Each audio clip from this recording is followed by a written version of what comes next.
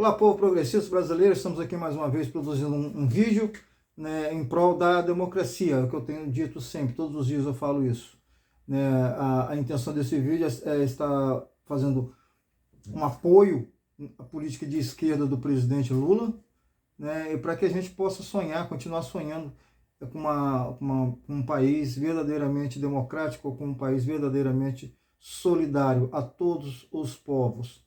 Eu já inicio pedindo para vocês deixarem o like de vocês, comentários também é importante, que vocês se inscrevam no canal, né, e que compartilhem também. Compartilhem com pessoas que têm um pensamento progressista assim como nós, para que a gente possa continuar esse debate, para aumentar, para engrossar, né, o número de pessoas fazendo esse debate do ponto de vista progressista em prol da nação brasileira. Bem, gente, os assuntos, né, assunto aqui no Brasil é assim, ele dura 3, 4 dias, assim, é o tempo suficiente para que chegue um outro assunto mais pesado para substituir o assunto anterior. Né? E o assunto que está hoje em discussão ainda é a prisão dos bandidos do PCC pela Polícia Federal e as polícias de São Paulo e também do Paraná, né? Onde um dos possíveis alvos dessa quadrilha do PCC seria o então senador Sérgio Moro, né? E também o promotor de São Paulo, o promotor de Justiça de São Paulo, Lincoln Garcia, né?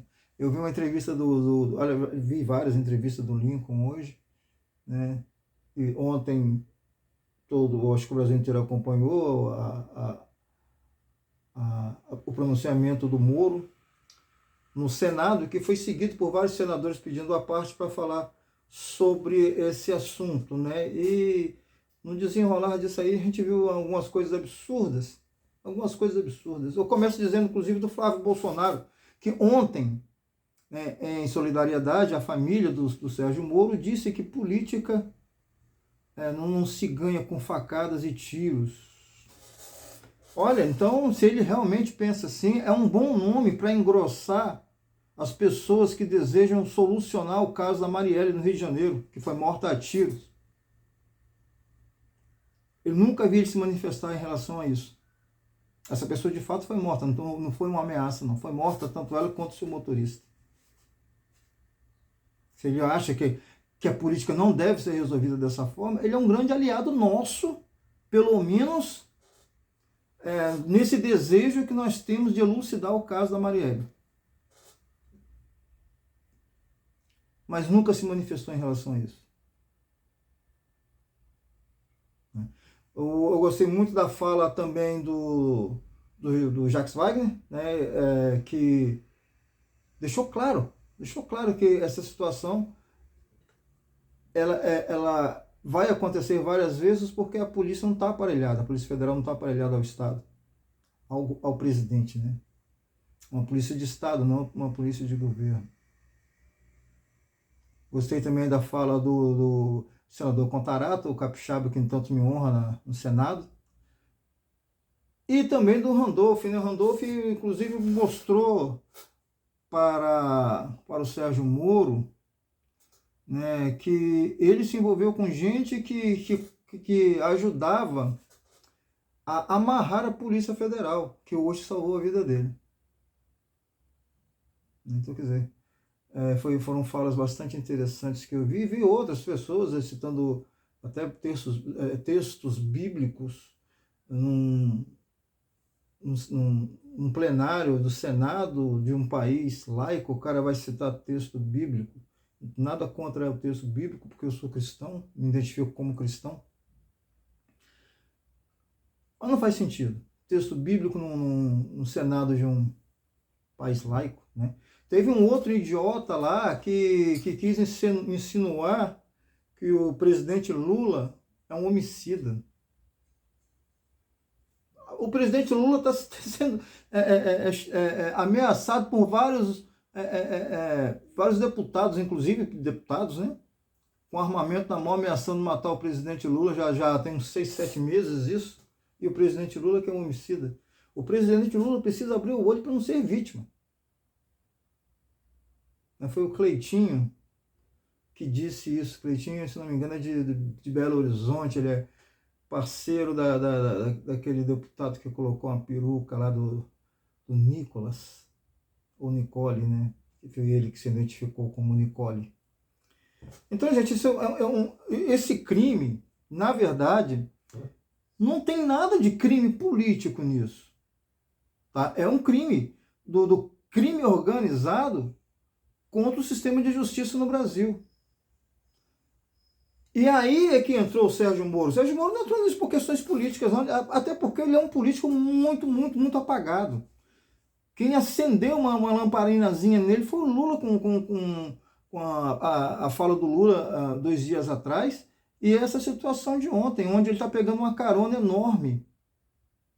Ele está fazendo uso político disso. Aliás, ele não tem outra alternativa. Ele é um senador apagado, um senador muito pouco inteligente, que não tem senso de liderança. Então a solução que teve para ele, que caiu do céu para ele, foi essa do PCC querer matá-lo.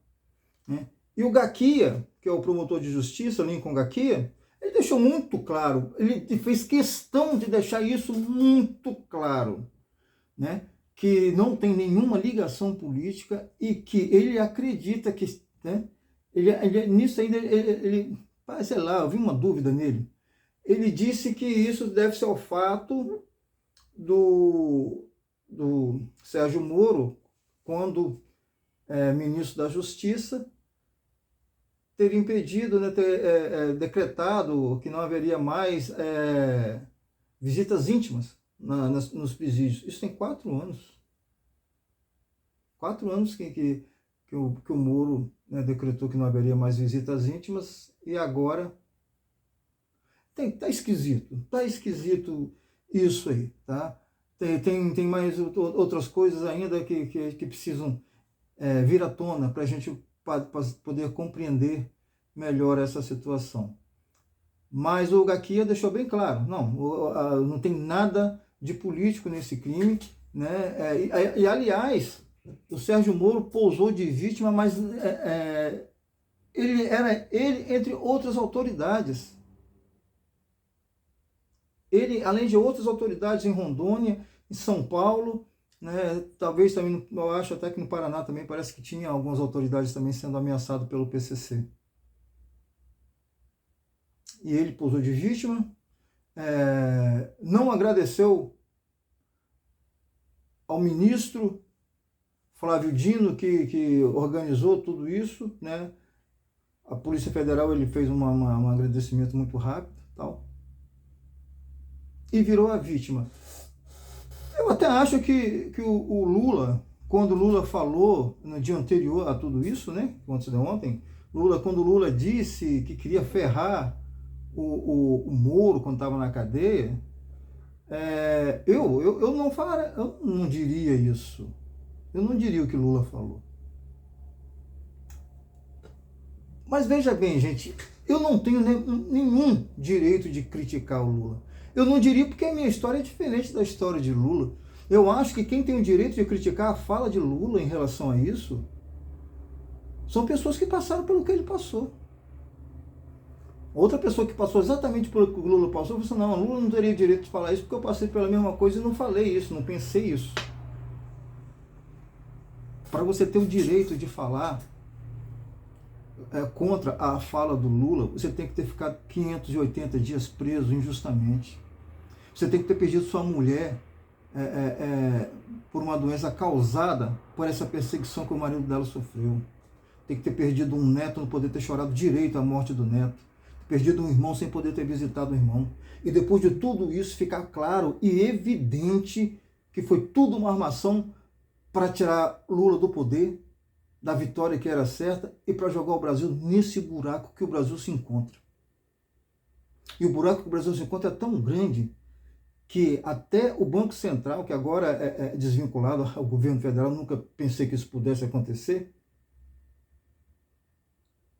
é dessa mesma gente que venceu a eleição quando o Lula estava preso.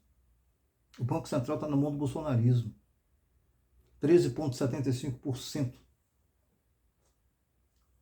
de juros. Um juro absurdo, um dos juros mais absurdos do mundo. Já existem empresas já querendo fechar, algumas montadoras querendo dar férias coletivas, porque é desestimulante. A Fiesp, você lembra? Eu acho que todo mundo lembra da Fiesp, que naquelas passeatas organizadas pela Rede Globo e pela própria Fiesp, botava aqueles patos na avenida, aqueles patos amarelos, né? Está pagando o pato agora. A Fiesp está apavorada com os juros altos. Os empresários brasileiros estão apavorados. E quem está lá é a herança do Bolsonaro. O Banco Central é independente hoje, né? Isso é um absurdo. Esse camarada que está lá, o Campos Neto, ele não tem o menor receio de ferrar o Brasil. Ele está amando das pessoas bolsonaristas que estão, inclusive, ele está amando da direita, da extrema direita brasileira, que prefere ver o Brasil todo ferrado, todo esculhambado para poder ganhar as próximas eleições. Tudo isso começou lá na prisão injusta do Lula. Essa armação causada pelo Sérgio Moro, que agora se posta de vítima. É claro que eu sou um democrata de esquerda, e eu não acho que na democracia as coisas se resolvem dessa forma. Não acho que a política na democracia tem que ser feita no tiro. Claro que não. Não desejaria isso para Sérgio Moro, não. Mas eu também não desejaria Sérgio Moro, depois de ter aprontado tanto, ter virado senador. Derrubou o Lula das eleições de 2018. 2019 ele era ministro exatamente do cara que ganhou a eleição, que ele perderia para Lula.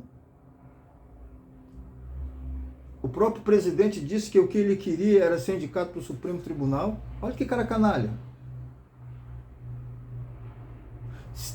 Além disso, antes disso tudo, quando ele deixou de ser juiz da 13ª Vara de Curitiba, ele foi trabalhar exatamente na recuperação das empresas que ele quebrou. Tudo muito suspeito na vida desse cara, esse monte de armação, a armação da prisão do presidente Lula, isso já é matéria, já não é mais assim uma conjectura, não. Né? Na Vaza Jato, lá que o hacker pegou a conversa dele com o Dallagnol, tudo isso ficou muito bem explicado. Ele armou para prender um presidente Lula, que hoje é presidente, mas que na época era candidato, ele armou para que outra pessoa ganhasse as eleições. Eu nem acho que no primeiro momento era para que o Bolsonaro ganhasse as eleições. Até porque tem uma conversa dele com o Dallagnol, onde o Dallagnol fala para ele, ou ele para o Dallagnol, não sei, que, olha, quem está se emergindo nisso tudo é o Bolsonaro. Aí o cara vai fazer o quê? É o que a gente tem? Esse é o nível do Sérgio Moro. Esse é o nível do Sérgio Moro. Talvez esses bandidos do PCC tenham até mais honra do que eles, porque eles se assumem como bandido. O Sérgio Moro se assume como herói. É um canalha que se assume como herói. Eu fico pensando o que a pessoa tem que fazer nesse país para virar bandido, porque o Sérgio Moro não é. O Sérgio Moro é um herói da nação para muita gente. E essa trama, é bom também deixar claro que essa trama para matar o Sérgio Moro, ela é do ano passado.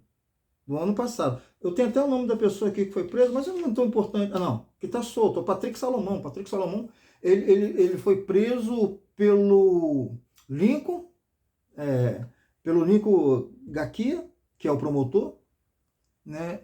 Ele acabou cumpriu a pena dele e foi inocentado em outros processos.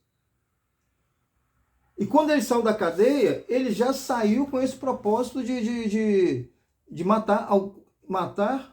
Primeiro, o plano A era sequestrar, melhor dizendo, o plano A era o presídio do Marcola, mudar o local da prisão do Marcola. Esse era o plano A. E o plano B, se não desse certo que eles trouxessem o Marcola de volta para o presídio onde ele estava antes, o plano B seria sequestrar extorquir e matar algumas autoridades. Algumas autoridades. E aí o Moro se colocou no meio da única autoridade que seria vítima disso tudo. Inclusive a outra vítima seria o próprio Lincoln Gaquia, que é o promotor, que prendeu o Patrick Salomão, né, e acabou a pena dele, ele foi solto, mas tinha outras acusações contra ele, mas está em recurso, mas o cara está livre, está solto. Então, quando ele já saiu da cadeia, ele já saiu com essa demanda, né? E isso não foi agora que ele saiu, ele não saiu há 30 dias atrás, né? Ele está solto desde o ano passado. Desde o ano passado. Se não me engano, ele foi solto no final de 2021, mas isso eu não tenho certeza não. Tem que saber até em que momento que ele foi solto, qual era o que o Moro estava fazendo quando ele foi solto, se o Moro já era candidato a senador, se ainda era candidato à presidência da República, né? E a data do alvará do Patrick Salomão, que é o bandido, eu não tenho, eu não vi falar, mas eu queria saber no dia exato em que ele foi solto para saber qual era a posição do Moro naquela época, se era candidato a presidente da República, se já era candidato no Senado de São Paulo, se já era candidato ao Senado do Paraná. Acho que São Paulo era candidato a deputado. Tem que ver isso aí para a gente ter uma compreensão melhor, para a gente abrir mais o leque de possibilidades, né? Enfim, tá muito estranho. Mas eu percebi no Gaquia, Lincoln Gaquia, que ele fez questão de deixar claro que não se trata de crime político e que o Moro nem de longe era a única possível vítima, não era o único alvo não, né? Mas assim ele se postou como único alvo, porque é a única maneira que o Moro tem de fazer alguma coisa dentro do Senado é através de uma catástrofe dessa, de uma ameaça dessa. Tem muita coisa ainda para ser explicada nisso. Tem muita coisa. Eu espero que o Ministério da Justiça, através da Polícia Federal, desenrole melhor essa situação. Né? É claro que ninguém está dizendo que o Moro não seria a vítima disso. Não. Mas quem mais seria vítima também, né? Qual era o verdadeiro objetivo disso? Se era isso mesmo, simplesmente por uma vingança de que algumas autoridades cortaram lá, visita íntima, alguma coisa assim. Isso a gente tem que entender melhor o que aconteceu nisso tudo aí. Mas outros agentes públicos, assim como o senador, assim como o Lincoln também, estavam no alvo disso aí, né? É claro que o nome de maior destaque era o do Sérgio Moro, já que o Lincoln Gaquia, era um promotor do estado de São Paulo, ele é muito conhecido em São Paulo. Mas aqui ele não tinha, para o resto do Brasil, ele não era tão conhecido assim. A menos para quem é do ramo, né, que conhece melhor essas coisas. Então, gente, como eu falei, precisamos ainda de um pouco mais de tempo para estar entendendo tudo isso aí, né? E o Moro continua no centro das atenções também de uma outra situação aí. O Lewandowski vai se aposentar e o Lula vai indicar um nome aí, né? Tem 3 nomes que o Lula pode estar indicando. Um é o Zanin, né? Que é o Cristiano Zanin. O Cristiano Zanin, ele foi o advogado do Lula nesse processo todo aí. Outro é o Pedro Serrano, que é um dos fundadores do Prerrogativa, um site de formação política. E o outro é o Carlos Almeida. O Carlos Almeida era muito ligado, aliás, o Manuel Carlos Almeida, ele era muito ligado a Lewandowski, ele era meio que assessor do Lewandowski, que tem grandes possibilidades de ser o novo juiz, né, do Supremo no lugar do Lewandowski, o novo juiz no STF. Mas o Zanin tem muita força pela amizade, pela confiança que o Cristiano Zanin tem com o Lula, né? Ele ganha muita força nisso aí. E ele sabe exatamente quem é Sérgio Moro. Então o Sérgio Moro já está com um plano de dificultar a vida do Zanin na sabatina, que tem que passar pela sabatina no Congresso, né? E a intenção do do Sérgio Moro é essa, é de dificultar a vida do Zanin, caso seja o Zanin. Porque o Zanin, como advogado do Lula, só nesse processo do Lula, ele sabe de muita coisa absurda que foi cometida pelo Sérgio Moro. Né? Então vamos esperar. Se o Zanin não entrar no lugar do Lewandowski, que pode ser que não entre, pode ser que o Lula escolha outro nome, nós temos também a Rosa Weber também, que vai se aposentar.